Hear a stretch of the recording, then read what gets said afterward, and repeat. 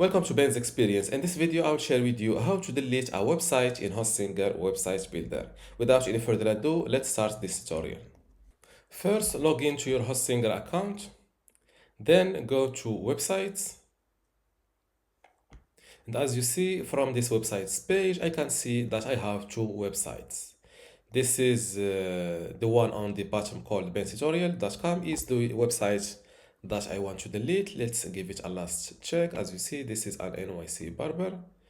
I want to delete the first website because I created this pizza website.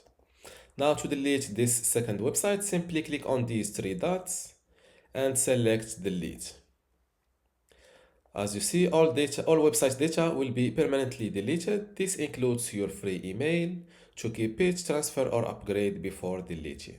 Check this box next to I understand that all data on this website and its subdomains will be lost and can't be recovered. Emails can be restored within 30 days. Click on delete.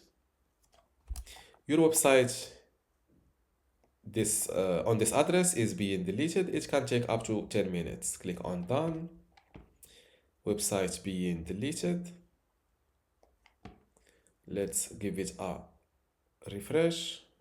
And as you see, page not found. This means that my website is deleted.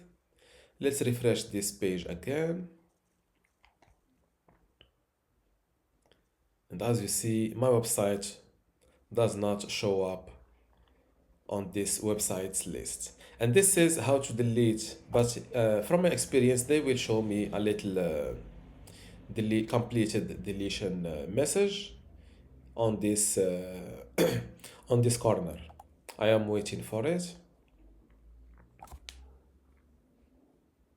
I think since I refreshed this page, I missed seeing this deletion or deletion confirmation message. And this is how to delete a website in Hostinger Website Builder. If you still have a question, leave it in the comments below. And don't forget to give this video a like. Thank you.